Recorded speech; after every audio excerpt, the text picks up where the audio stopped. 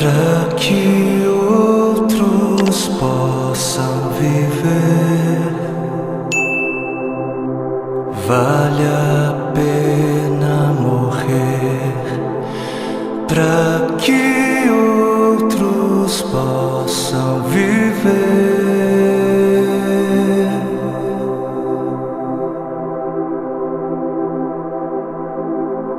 Para que outros possam sorrir. Vale a pena chorar para que outros possam viver.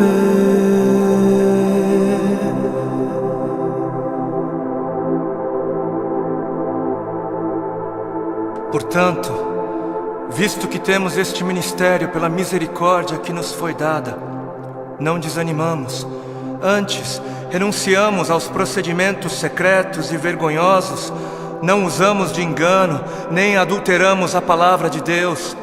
Ao contrário, mediante a clara exposição da verdade, recomendamo-nos à consciência de todos diante de Deus. Pois não pregamos a nós mesmos, mas a Jesus Cristo, o Senhor, e a nós como escravos de vocês por causa de Jesus. De todos os lados somos pressionados, mas não desanimamos. Ficamos perplexos, mas não desesperados. Somos perseguidos, mas não abandonados. Abatidos, mas não destruídos. Trazemos sempre em nosso corpo o morrer de Jesus, para que a vida de Jesus também seja revelada em nós. Pois nós que estamos vivos, somos sempre entregues à morte por amor a Jesus, para que a sua vida também se manifeste em nosso corpo, de modo que em nós atua a morte, mas em vocês a vida. Por isso não desanimamos, embora exteriormente estejamos a desgastar-nos, interiormente estamos sendo renovados dia após dia, pois os nossos sofrimentos leves e momentâneos estão produzindo para nós uma glória eterna que pesa mais do que todos eles. Assim, fixamos os olhos não naquilo que se vê, mas no que não se vê, pois o que se vê é transitório, é passageiro, mas o que não se vê é eterno. Para que outros possam viver, vale a pena morrer.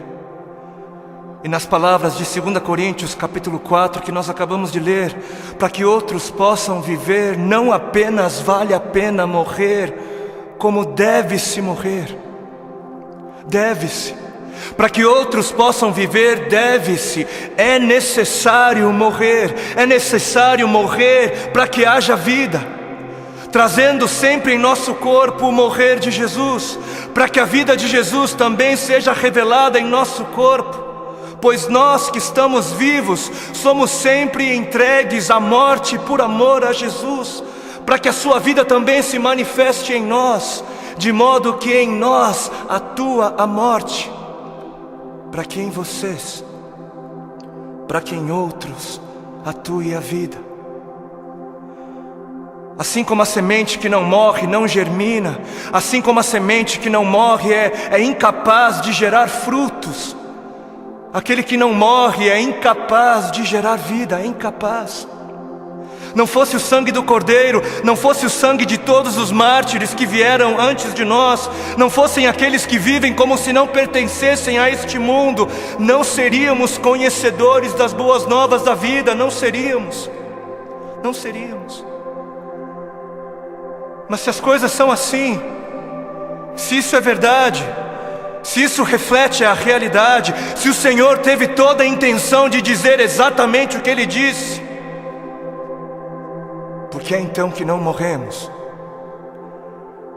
Por que é então que o mundo está cansado de ver uma igreja que deveria carregar a mensagem da morte, mas não carrega? Não carrega. E não carrega porque ela mesma recusa-se a morrer. Se a ordem é essa, por que é então que não vemos mais vidas sendo geradas? Nações sendo alcançadas em meio à voluntária entrega da vida por parte daqueles que se dizem cristãos? Por quê? Por quê? Porque existe algo de muito errado em nosso meio. Existe algo de muito errado em meio àquilo que chamamos de Evangelho do Reino de Deus. Evangelho do Reino de Deus. Não o Evangelho do Reino dos homens para os homens. Não o Evangelho do Reino desta terra para esta terra. Não o Evangelho do seu reino para você mesmo, para o seu próprio benefício. Mas o Evangelho do Reino de Deus para o benefício de Deus. E existe algo de muito errado porque estamos confundindo o Evangelho do Reino de Deus, que é para Deus, com outros evangelhos. E o povo, por falta de líderes que preguem o que o povo precisa ouvir e não o que o povo quer ouvir, o povo está adorando outros bezerros de ouro. E o grande bezerro de ouro dos nossos dias é a bênção. O grande bezerro de ouro dos nossos dias é a vitória, é a conquista, é o bezerro da prosperidade, é a saúde, é o meu bem-estar, é o meu conforto, é a minha necessidade, é o meu reino, é a minha vida. 7 passos para alcançar a bênção aqui, 40 dias de jejum da vitória ali, 12 maneiras para ser próspero um pouco mais adiante, e 318 formas para você fazer com que Deus faça aquilo que você quer que Ele faça. Não importa se Ele queira fazer ou não, porque afinal o modelo de Jesus, não seja feita a minha vontade, mas a sua, serve para Jesus, serve para o Filho de Deus, não serve para mim, não serve para a igreja. Quantos já foram a alguma campanha que dizia campanha do negue-se a si mesmo, campanha dos 3 passos para morrer, ou a campanha das 7 maneiras de amar ao seu próximo como a si mesmo, campanha de 40 dias de jejum para que eu possa carregar a minha cruz? Não? Nunca foi? Por que não? Ora, porque não é isso que é importante. Não é isso. Porque o importante é eu ter o carro do ano. Porque o importante é eu ser abençoado. O importante é eu mostrar o quão abençoado sou. Preciso mostrar. Eu preciso mostrar. Porque afinal de contas, se ando de carro importado, é porque Deus me deu, né? Deus me deu. Porque é muito óbvio que Deus está muito mais preocupado com o meu ego. Eu sou tão espiritual e abençoado que é muito óbvio para mim, e é muito óbvio só para mim, que Deus está mais preocupado em colocar dinheiro nas minhas mãos para que eu possa comprar coisas caras e tolas, do que está preocupado em colocar recursos sob os meus cuidados para que eu possa de alguma maneira aliviar a dor dos aflitos. Porque Deus é tão bom para mim, Deus é tão sábio, Ele é tão misericordioso, que Ele prefere que eu compre para mim o meu 100º par de sapatos.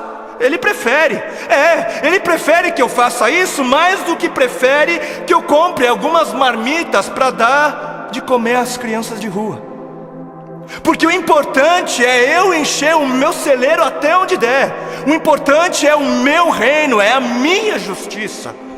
Eu trabalhei, eu suei. Não foi Deus quem me deu, não foi Deus quem me abençoou, não foi eu quem ganhei. É justo, eu trabalhei, é meu. Porque o importante é eu viver como se não houvesse morte. E Deus que me livre de pensar em morte. Coisa negativa não é de Deus. O importante é eu viver como se não houvesse morte, para que quando a minha hora chegar, eu venha morrer como alguém que nunca quis viver. Porque está escrito na palavra de Deus em Marcos, no capítulo 8 e Mateus 16. Então Jesus começou a ensinar-lhes que era necessário que o Filho do Homem sofresse muitas coisas e fosse rejeitado pelos líderes religiosos, pelos chefes dos sacerdotes e pelos mestres da lei, fosse morto e 3 dias depois ressuscitasse. Ele falou claramente a esse respeito. Então Pedro, chamando-o à parte, começou a repreendê-lo. Vejam como desde o início a igreja se escandalizou com a mensagem da morte. Jesus, porém, voltou-se, olhou para os seus discípulos e repreendeu Pedro, dizendo: arreda, Satanás, você não pensa nas coisas de Deus, mas nas coisas dos homens. Você não está de olho no reino de Deus, mas está de olho no reino dos homens. Então ele chamou a multidão e os discípulos e disse: se alguém quer vir após mim, negue-se a si mesmo, tome a sua cruz e siga-me. Se quiser, se alguém quiser. Porquanto quem quiser salvar a sua vida, perdê-la-á, mas quem perder a vida por minha causa, achá-la-á. Pois o que aproveitará o homem se ganhar o mundo inteiro e perder a sua alma? Ou o que dará o homem em troca da sua alma? Porque o Filho do Homem, o Filho de Deus, há de vir na glória de seu Pai. Ele há de voltar com os seus anjos, e então retribuirá a cada um conforme as suas obras.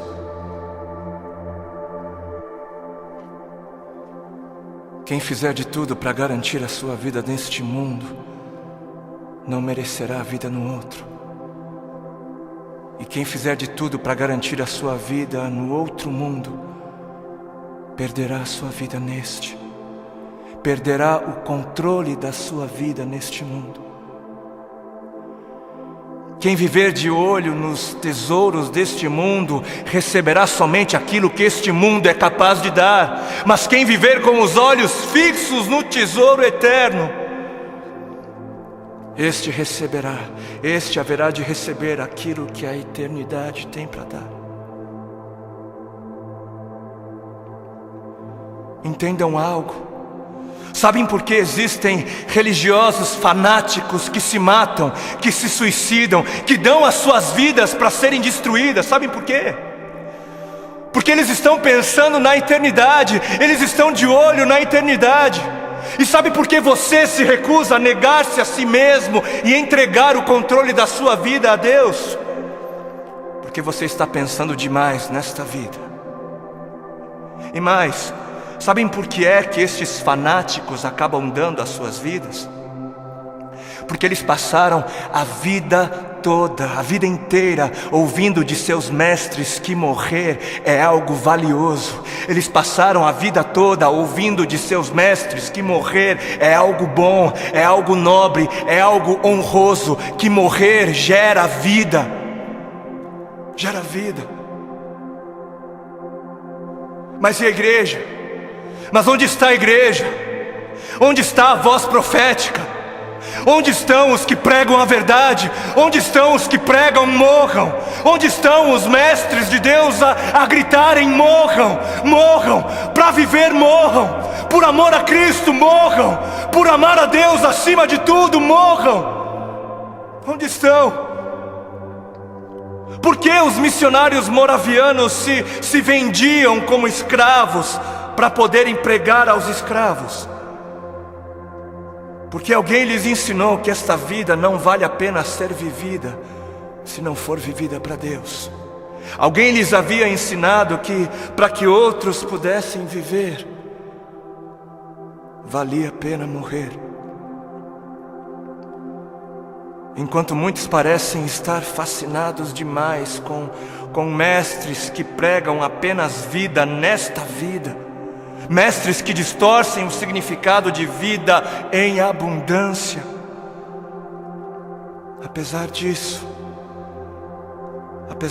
existem alguns remanescentes, existem ainda alguns que se recusam a se prostrar diante dos bezerros de ouro, existem ainda alguns que se permitem ser afligidos por amor a Cristo.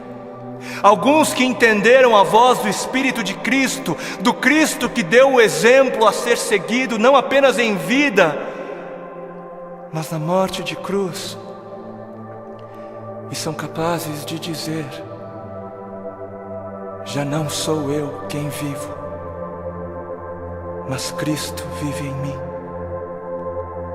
Cristo vive em mim. Amados, a vida é para os que creem, E os que creem não têm medo da morte, não devem ter medo da morte. Quem tem medo da morte não crê. E quem não crer, não viverá. E eis que a morte é o maior medidor da fé. Os que morrem são os que creem. E termino com um texto bíblico que está em 2 Timóteo, capítulo 4, nos versículos 2 ao 4.